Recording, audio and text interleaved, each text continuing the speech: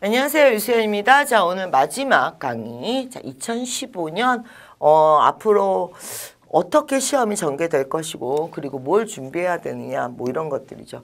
2015년 문제들을 보면은 2010년도 이후부터 2012년을 거쳐서 자, 2012년부터 특히 많이 배웠다고 봐야죠. 시험이 좀 잔잔해진 느낌이죠. 특별히 난이도 있는 달은 없고요. 그리고 새로 나오는 어휘도 굉장히 그 수가 줄었습니다. 실제로 새로운 신규 어휘, 비즈니스 어휘들이 많이 등장한 건 2008년도 기점으로 앞뒤로 2004년에서 2008년도 사이에 새로운 어휘들이 많이 등장했으나 2012년 이후부터는 새로운 어휘는 거의 구경할 수 없고요. 기존에 나왔던 어휘들을 위주로 논리력, 사고력, 판단력, 영어식 사고력, 그러니까 영어식 사고력이요.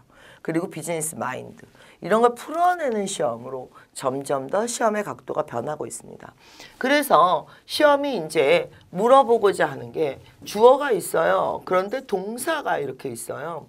그러면 여기에는 뭐가 나오겠습니까? 당연히 who가 나오고 이걸 합치면 뭐가 떨어집니까? whoever가 떨어지죠. 그런데 주어가 있어요. 그런데 who가 죽었어요. 그래 너 죽었어? 그럼 분사가 나오겠죠. 그리고 동사가 나온다. 이런 식으로 네가 문장을 효율적으로 쓰고 싶을 때에는 who를 죽이고 선행사를 할 수 있는 이런 식으로 하면 끝나는 거죠.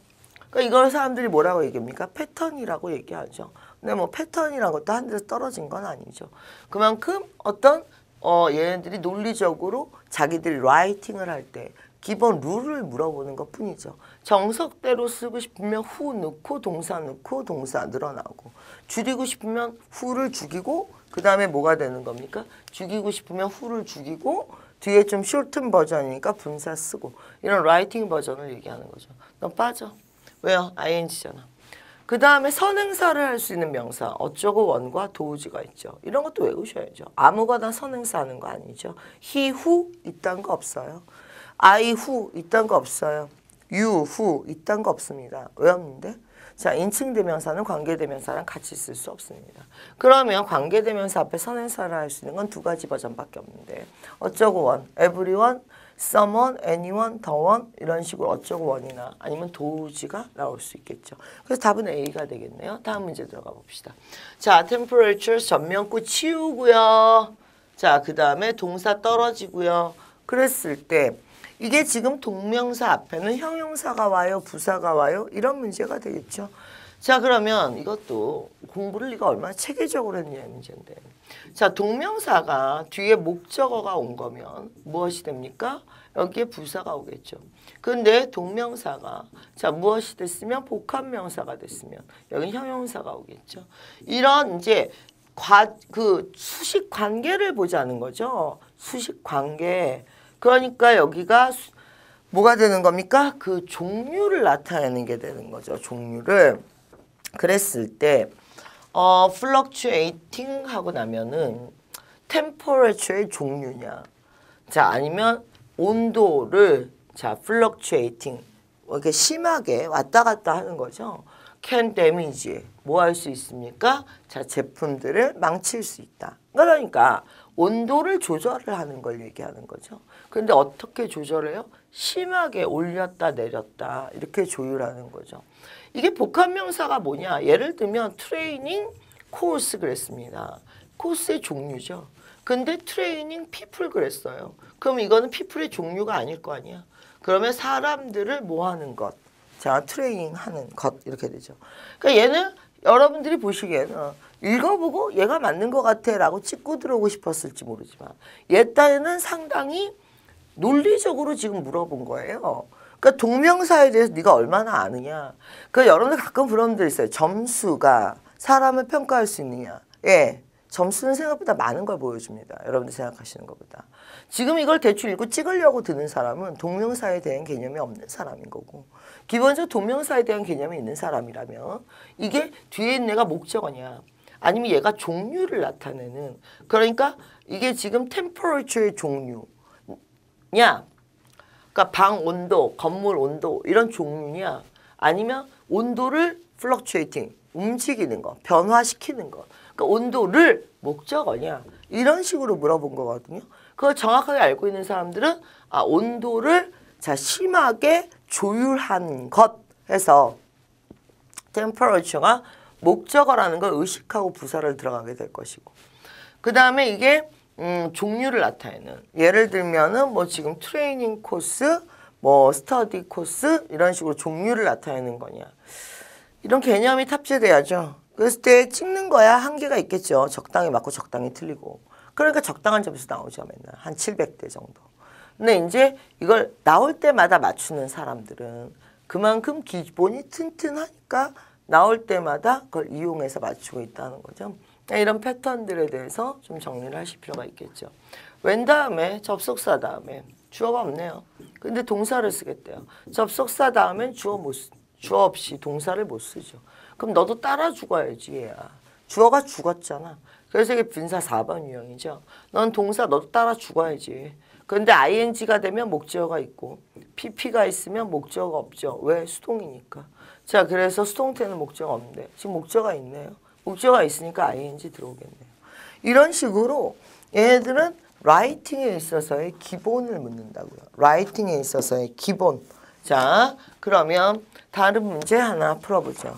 뭐 2014년도에는 워낙 핫했던 문제고요. 그 다음에 2015년도에도 뭐 계속 나올 예정이죠. 어떤 거요? 형용사의 종류요. 자, 그랬을 때 지금 형용사의 종류를 봐야 되는 것도 그렇고 일단 최상급에서 걸렸다고 봐도 되고, 그러면 이제 이런 거 한번 정리해 볼게요. 나는 시험에 나오는 영어에서 최상급을 알아. 글쎄요. 최상급을 많이 본 거하고 아는 건 다르겠죠. 옆에서 가끔 보고 있으면 여러분들은 목차만 알아요. 목차만. 최상급은 목차예요. 그러면 토익 시험에 토익 시험 30년 역사상 토익 시험에 나왔던 최상급이 뭐냐고 묻는 거죠. 그걸 대답할 수 있어야죠.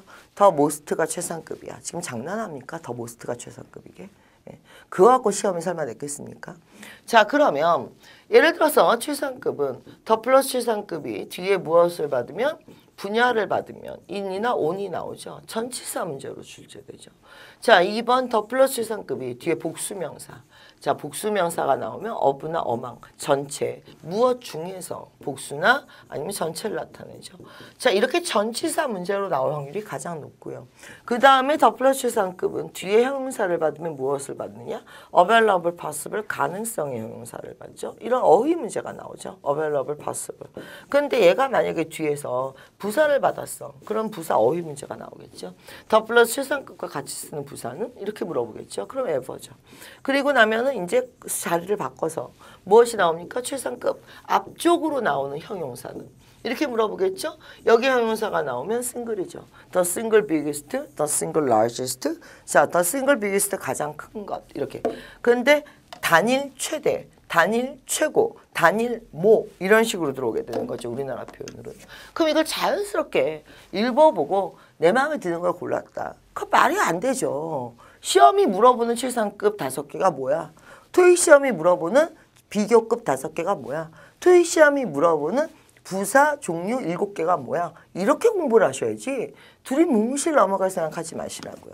여러분들 점수라는 건 여러분 생각하는 거 좀 대충 영어 좀 한다고 해서 나올 수 있는 점수가 아니에요. 특히 900 이상을 노리시는 분들은 이게 거의 기계가 뽑아내듯이 뽑아내는 거기 때문에 뭉개고 들어오지 마세요. 자, 그래서 최상급 여러분 집에 교재 있을 겁니다. 우리나라 분들 뭐 토익책 없는 사람이 어디 있겠습니까? 집에 있는 토익책 아무거나 꺼내서 내 책은 좀 오래됐어요. 오래돼서 상관없어요. 토익은 변한 게 없기 때문에 옛날 책도 상관없으니까 최상급 한번 찾아나 보세요. 자, 이 문제 같은 경우에는 거의 한 2000년 초반부터 출제가 됐던 문제이기 때문에 2000년 초반 이후에 출간된 모든 토익책에 다 있다고 보시면 될 겁니다. 그러니까 내가 어떤 문제를 틀리고 나면 그걸 확인 사살을 하러 가야 되는데 맨날 틀리고 한국말로 된 해설집 읽고 이해했다고 그게 끄떡이고 있지 말고 가서 찾아보십니다. 해당 사항을. 자, 그러면 하나만 더 풀어보도록 하죠. 지금 보면 등위 접속사예요.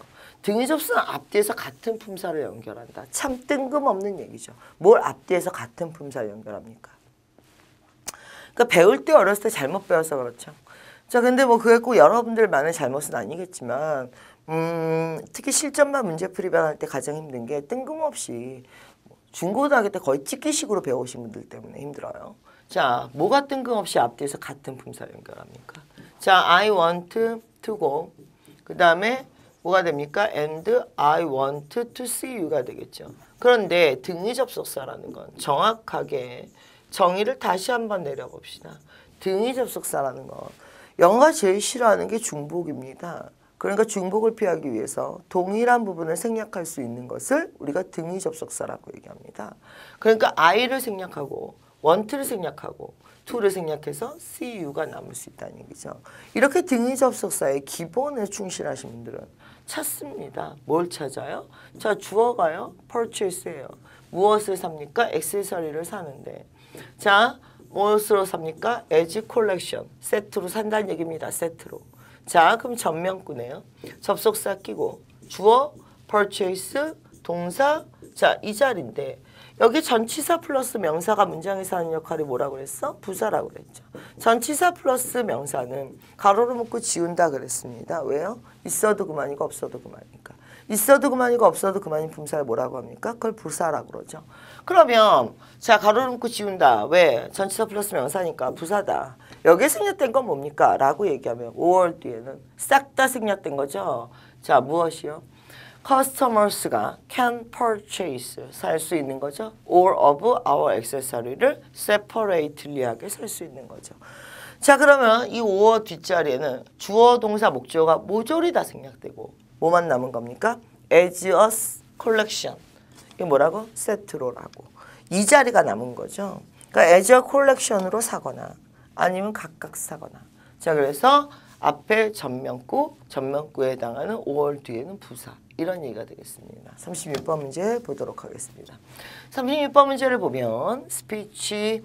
자, 좀 잘라냅시다. 어디까지 잘라내야 됩니까? 여기까지 오고요. 전면구 치워.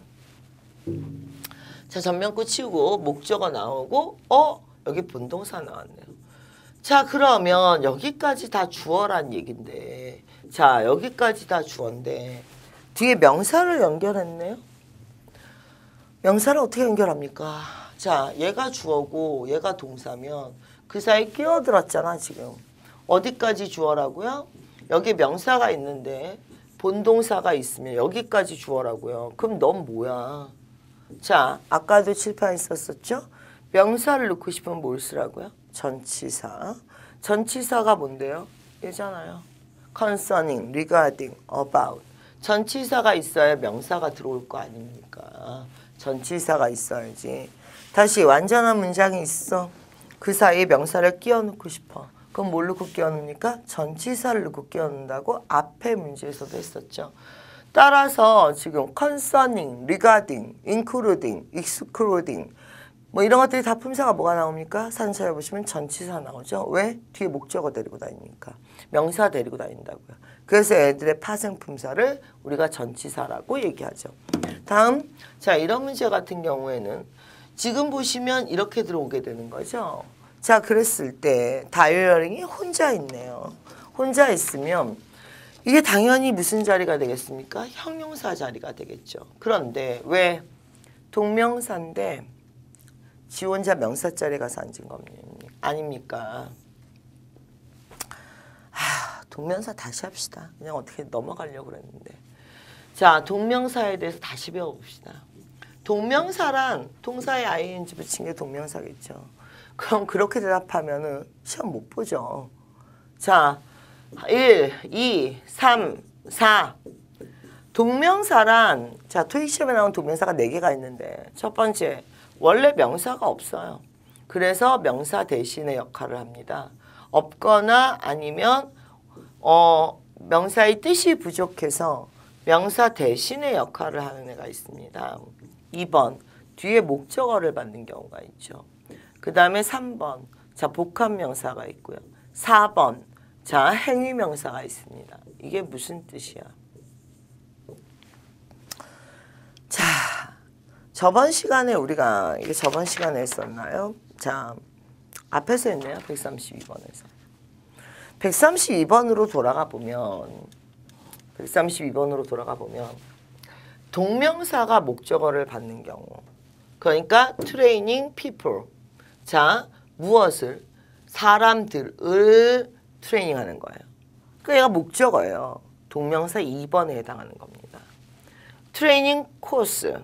이거는 코스를 트레이닝하는 게 아니라 코스의 종류입니다. 이건 동명사 3번이 되는 겁니다.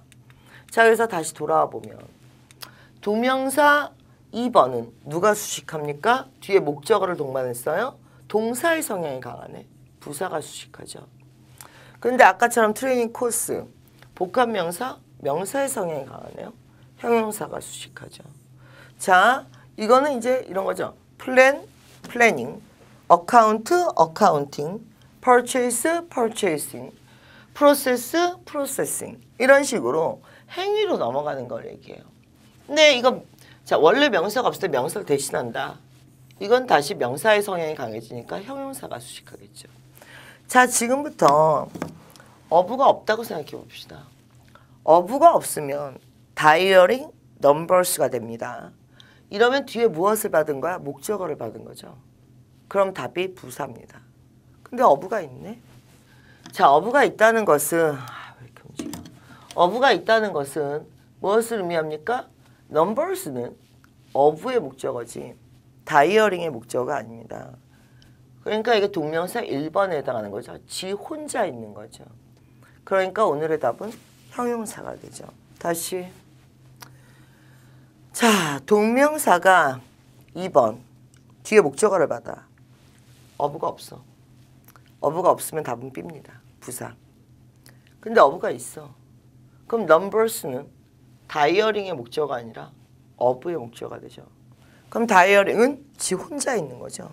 지 혼자서 동사하는 거예요? 명사하는 거예요? 지 혼자서 명사하는 거죠. 명사는 형용사가 수식하죠. 그러니까 동명사 앞에 형용사가 와요? 부사가 와요?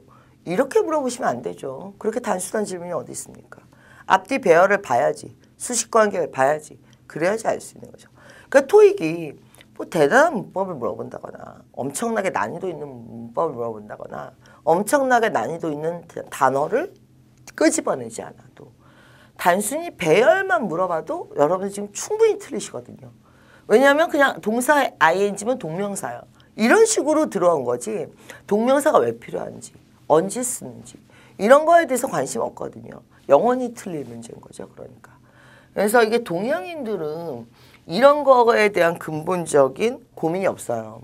동양인들이 대부분, 그러니까 우리나라 사람들만 그렇다는 게 아니라 한국인, 중국인, 일본인 대부분들이 언어가 의미 언어죠. 개떡같이 말해도 찰떡같이 알아들으면 되는 거고 뜻만 대충 맞으면 되는 거예요. 이런 마인드가 강한 언어권에서 의미를 중요시 여기는 언어권에서 자, 영어권. 그러니까 언어의 정확성, 효율성. 그래서 품사의 배열, 수식관계 이런 조합어거든요. 기능어고. 그러니까 의미어인 민족이 기능어를 배운다는 게 쉽지는 않은 거죠. 자꾸 뭉개고 넘어가고만 싶은 거죠. 대충 뜻이 뭐야? 이런 식으로. 동명사 그러면 걔는 동명사의 기능이 뭐고 그 다음에 앞뒤에서 하는 품사가 뭐고 역할이 뭐고 이런 품사어, 기능어 조합어라고요. 그래서 이게 여러분들이 앞으로 토익 같은 경우는 우리나라 그 젊은 친구들 20대들 보면 우리나라 친구들이 공부량이 워낙 많기 때문에 그 정상적인 중학교 고등학교 공부 좀 하고 수능 보고 했으면 사실 토익에 나오는 단어 수준이 어렵다고 얘기하실 수는 없어요. 그런데도 점수가 계속 안 나오는 건 뭔가 접근 방법에 문제가 있기 때문에 거기서부터 풀어나가셔야지 무조건 문제 많이 풀고 단어 많이 외운다고 점수가 오르는 과목이 아닙니다. 자, 그러면 조금 더 봅시다. and 그랬네. 자, 소유격 뒤에 나왔고. 그런데요. 지금 보시면 A, B, C, D가 다 명사예요. 그러면 어휘를 무조건 넣고 내 생각에는 이렇게 우기지 마시고요. 답을 결정하는 부분이 있을 거 아니냐고 지금. 자, 지금 easy process of editing과 무엇 덕분에 이렇게 되는 거죠? popularity, 성공했다는 거죠. 그럼 무엇 덕분에니까 뭔가 여기 좋은 게 있어야겠네요. 그랬을 때 exclusion, 뭘 뺀 거예요? 뺀 게 좋은 거니? extension, 연장한 게 좋은 거예요? accountability, 셀 수 있으면 좋은 거예요? affordability, 단어 뜻 좀 찾아봅시다. 무슨 뜻입니까? 저렴한 거죠. 가격이 저렴한 거예요. 그러니까 사용하기 쉽고 easy process. 그 다음에 affordable, 저렴하기 때문에 결론 퍼퓰러해졌다고요. 유명해졌다고요. 자 39번 가겠습니다. 베럴덴 하고 들어왔네요. 자 베럴덴 그랬으면 지금 얘가 많이 알아요. 다른 사람들보다겠죠. other people이겠죠. 에? many people이겠죠. 자 다른 사람들에 비해서겠죠. most 사람들이죠. 근데 much는 안 쓰겠죠. 사람들 뒤에다가 whichever 동사 개수 늘어나야 될 거 아니야. 관계대명사나 접속사가 있다는 것은 동사의 개수가 늘어나는 것을 의미한다고요. 그러면 뒤에 people이 빠진 거죠. 지금 왜 뺐어요? 당연한 거잖아. 누구나 알 수 있는 거잖아. 수량의 형용사는 기본적으로 영어에서 어떤 역할을 합니까? 수량의 형용사 역할도 하지만 기본적으로 뒤에 있는 명사를 생략하고 자기가 명사 역할도 하죠. 이런 배열에 대해서 물어요. 따라서 most가 수량의 형용사이기 때문에 뒤에 명사를 제거하고 자기가 명사 대신 역할을 하게 되는 거죠. 자 40번 보시면요. 일단 한번 끊어주고요. 그 다음에 지금 보시면 explain maintenance에 자 한번 얘기를 해봅시다. 결과 그죠? 뭐 해결 그죠? 리액션 반응 다 말되잖아요. 그러니까 누가 말되는 걸 찾으래요. 문장 중에 답을 결정하는 부분을 보셔야 되겠죠. 지금 보시면 including 자 생산성이 나빠지고요. 퀄리티가 내려가요. 그러면 이게 솔루션이에요. including이라는 게 전체 명사가 있고 그 다음에 including 뒤에는 무엇을 포함하는 거죠? 그럼 얘가 구체적인 것들이 나오게 되는 거죠.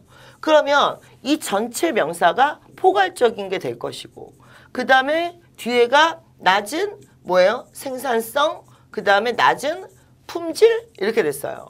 자 이걸 포괄적으로 얘기하면 이게 해결책입니까? 이게 좋은 거예요? 자 이게 뭐가 되는 겁니까? 일련의 결과죠. 그러니까 어떤 결과를 갖고 온다는 얘기입니까 지금? 생산성이 낮아지고 그 다음에 무엇이 또 저기 한다는 얘기예요? 품질이 낮아지는 결과를 갖고 온다는 얘기지. 이것이 솔루션은 아니겠죠.